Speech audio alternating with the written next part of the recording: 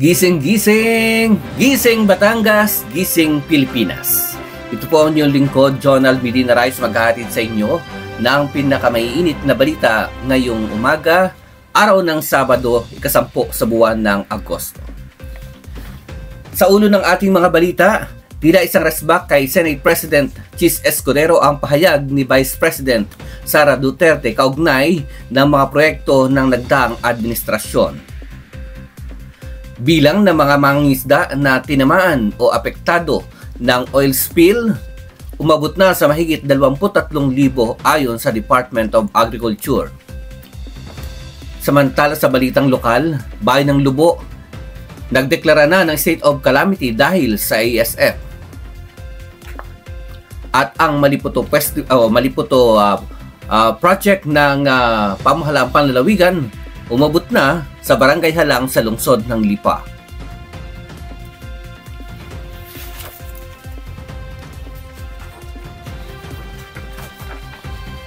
At ngayon sa detalye ng pasada ng ating mga balita. Ipinagtanggol ni Vice President Sara Duterte sa mga kritiko ni former President Rodrigo Duterte na wala umanong master plan ukol sa pagbabaha ang dating administrasyon, partikular sa Mindanao. Ayon kay Vice President Sara, mayroong nagawa ang administrasyon ng kanyang ama upang solusyonan ang problema ng pagbabaha. Aniya pa, nasimulan ito noong taong Setyembre 2016 at napublish noong Hulyo ng nakalipas na taon ang Master Plan and Feasibility Study for Flood Control.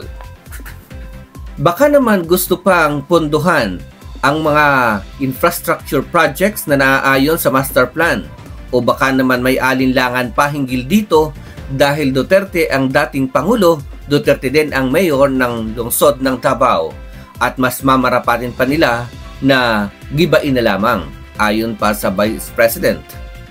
Ibinahagi rin niya ang mga pinagdaanan dahil sa baha kasama narito ang masakit na pagkamatay ng may 30 katao nang dahil sa flash flood noong panahong mayor pa siya ng lungsod ng Davao.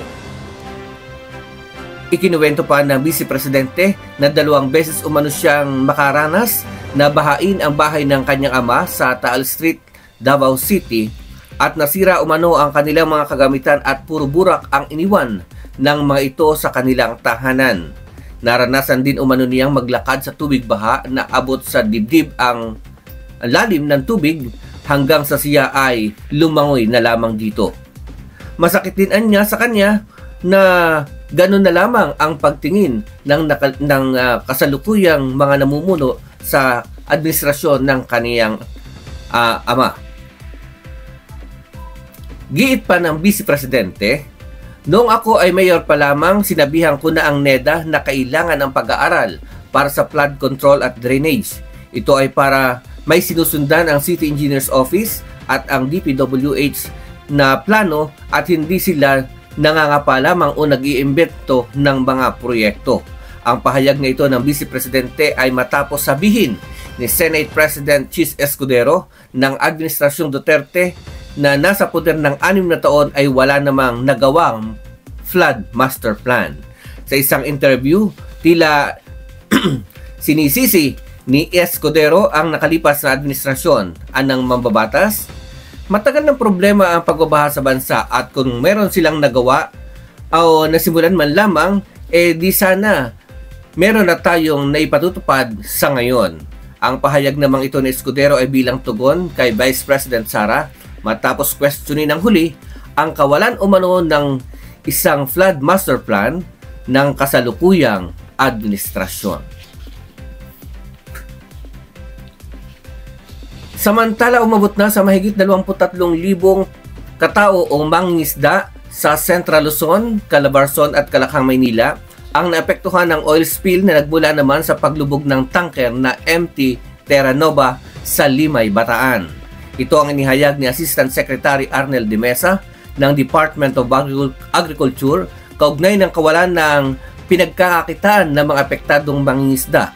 Bagaman at naabutan na ng tulong ang mga naapektuhan kagaya na ng fuel assistance, na nagkakahalaga ng tigta 3,000 piso bawat isa at relief items, magtatagal pa rin umano bago tuluyang makarecover ang mga naturang mangingisda. Samantala na pinangalahan na naman ng BIFAR o Bureau of Fisheries and Aquatic Resources at ng Philippine Coast Guard ang publiko na huwag nang kainin ang mga isda na mula sa mga lugar na kontaminado ng oil spill. Samantala, pumalo na naman sa mahigit pang 70 katao ang bilang ng mga pasyente na ginagamot ngayon sa National Kidney and Transplant Institute o NKTI na tinamaan ng leptospirosis. Ayon kay NKTI Deputy Director o Deputy Executive Director for Medical Services, Romina Dangilan, lahat ng pasyente ay nangangailangang sumailalim sa dialysis. Sa isinagawang press conference ng NKTI, sinabi ni Dangilan na bukod sa kidney ay apektado na rin ang pancreas at maging ang atay ng mga pasyente. Dahil sa paglobo ng bilang ng mga pasyenteng tinamaan ng leptospirosis, naglagay na ng extension ng ward ang naglagay na ng extension ward sa gym ng naturang ospital. Bunsod nito, nananawagan naman ang pamunuan ng NKTI sa Department of Health na bigyan sila ng karagdagang 20 nurses at 10 doktor para mabigyan ng sapat na atensyon ang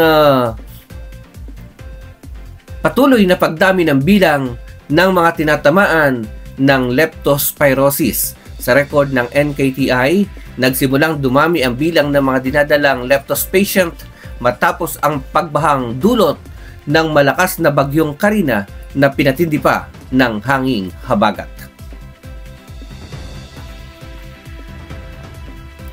Samantala, sa hanay ng ating mga balitang lokal, tuluyan ng isinailalim sa state of calamity ang bayan ng Lubo sa Batangas dahil sa matinding pananalasa ng African Swine Fever o ASF sa mga babuyan sa naturang bayan. Sapagkat marami nang magbababoy ang apektado ng ASF, pinagtibay ng sangguniang bayan dito ang isang resolusyon na nagdedeklara ng state of calamity at kaagad itong ipinabatid sa may 500 hog raiser sa naturang bayan. Ayon sa ulat ng Office of the Municipal Agriculturist, umabot na sa 16 sa kabuuang 26 na bayan ng Bayan ng Lubo o umabot na sa 16 sa kabuuang 26 na barangay ng Bayan ng Lubo.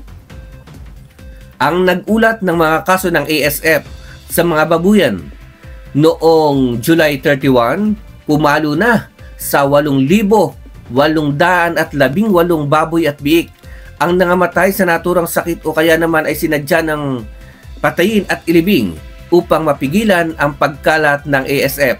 Katumbas ito ng tinatayang mahigit 103.3 milyong pesos na pagkalugi ng mga magbababoy. Samantala, inihayag naman ni Agriculture Secretary Francis Chu Laurel Jr.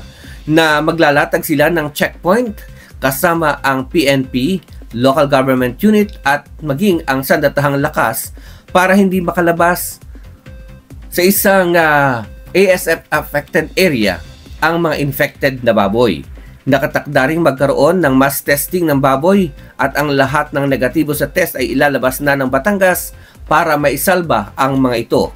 Patuloy naman ang pakikipag-ugnayan ng pamahalaang lokal ng Bayan ng Lubo sa mga apektadong magbababoy para sa kaukulang tulong para sa kanila. Tiniyak ng pamahalaang lokal na makatatanggap ng ayuda ang lahat ng mga rehistradong magbababoy sa Bayan ng Lubo. Samantala ay mataas din ang naitalang bilang ng kaso ng ASF sa mga bayan ng Calatagan, Lian, Talisay, Lipa at Bayan ng San Juan.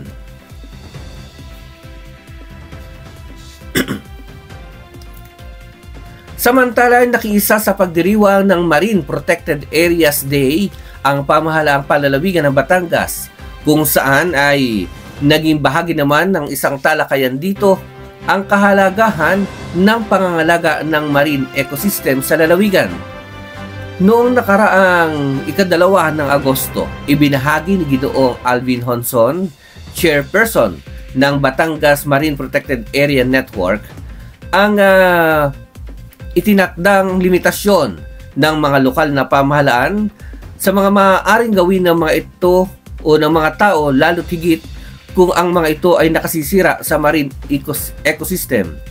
Ang pagkakaroon ng mga marine protected areas ay pinagtibay ng isang ordinansa mula sa mga sangguniang bayan na naglalayong mapangalagaan ang tirahan ng mga isda at iba pang lamang dagat at hayaang makapangitlog at makapagparami ang mga ito para sa isang malusog at mayamang karagatan.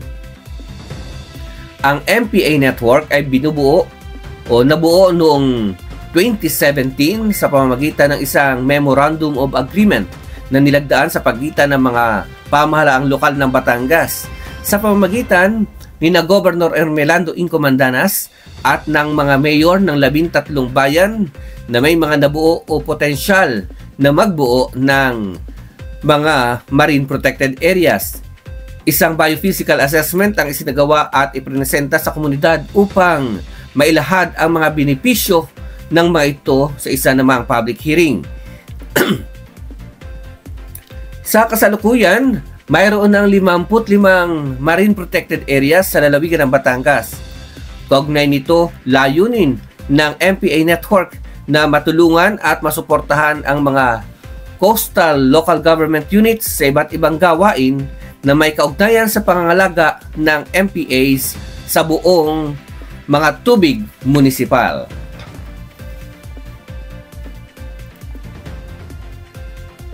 Sa iba pang balita, matapos ang tagumpay ng Maliputo Culture Production sa mga bayan ng Lemery at San Luis, pinangunahan muli ng Office of the Provincial Agriculturist ang kahalintulad na proyekto sa Barangay Halang sa lungsod ng Lipa kahapon lamang. Sa ilalim ng proyekto, tumanggap ang mga miyembro ng kilusan ng maliliit na mangingisda sa lawa ng Taal ng may 500 Maliputo fingerlings na inisyal na aalagaan sa isang kulungan o isang cage na may sukat na 2.5 metro ang luwang at 2.5 metro din ang haba.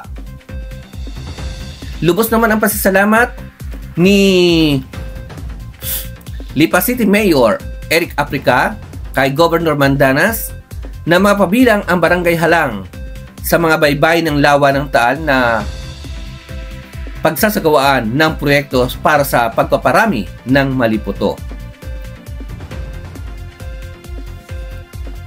Sa nakikitang potensyal ng proyekto, nakahanda umano ang kanilang administrasyon na maglaan din ng pondo upang higit pang mapaunlad ang industriya ng pangisdaan at matulungan ang mga maliliit na mangisda na magkaroon ng dagdag na pagkakakitaan.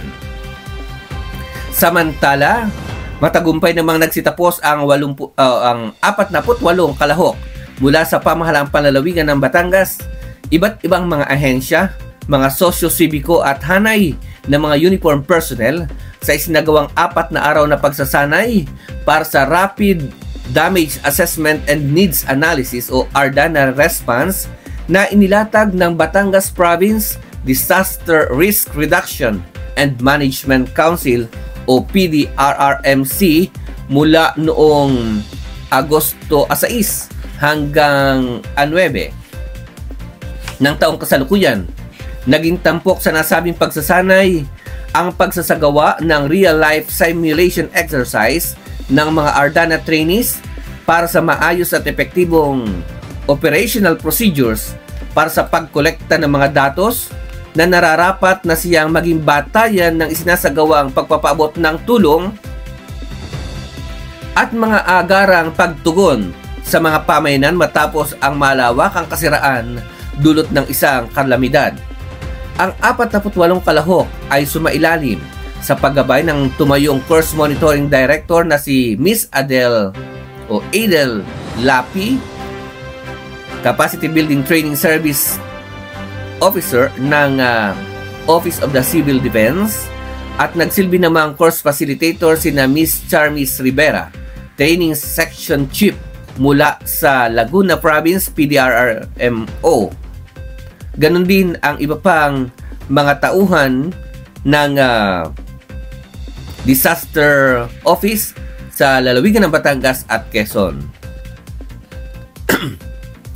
Sa 4 na araw na pagsasanay, tinalakay at sumailalim ang mga trainees sa ilang mga ehersisyo at aktibidad upang lubos na maunawaan ang konsepto ng kahalagahan ng pagsasagawa ng Ardana pagkatapos ng isang kalamidad. Samantala, sa balitang pampalakasan, habang nakikipagbakbakan ang mga Filipino athletes sa 2024 Paris Olympics, nakalinya namang suntukin ni dating International Boxing Organization o IBO Super Flyweight titleist na si Dave Apolinario, kilala bilang Doberman, ang bakanting International Boxing Federation 112-pound title belt laban kay Angel Ayala Lardizabal ngayong araw na ito, araw ng Sabado sa Mexico City.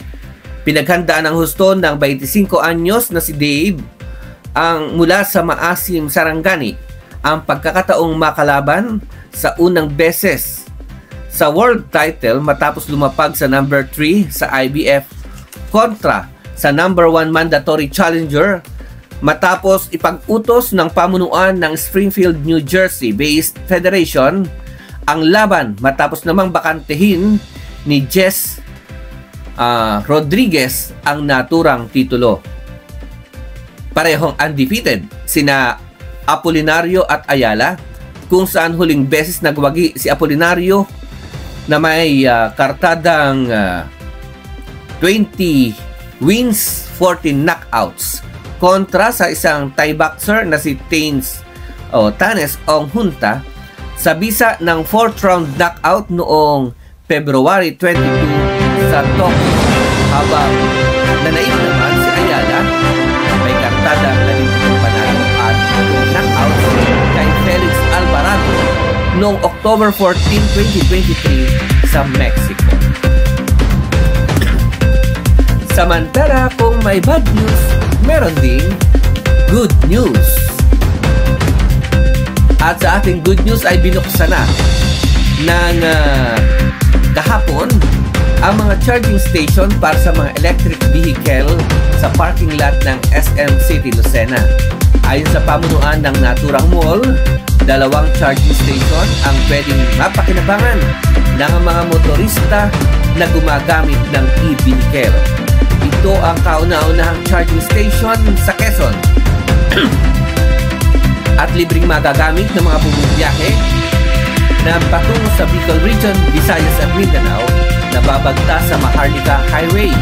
Bahagi rin ito ng pakikiisa ng SM Malls sa programa ng gobyerno na itatupad ang paggamit ng sustainable at renewable energy na makatutulong sa conservation o pagpapanatili ng ating kalikasan, partikular na laban sa smoke emission at laban sa polusyon. Welcome naman sa LGU o Local Government Unit ng Quezon at sa mga environmentalist group ang iba pang mga stakeholders na dumalo sa launching ang inisyatibong ito ng SM Mall na ayon sa mga ito ay isang moving forward project ng SM. Ito na ang ika-6 na pong electric vehicle charging station ng SM na naitayo sa buong bansa. Sumayin niyo po ang pasada ng mga balita dito sa programa Gising Batangas, Gising Pilipinas. Ako ang inyong naging tagapagtulad, Jonald P. Dinarayos. Magandang umaga.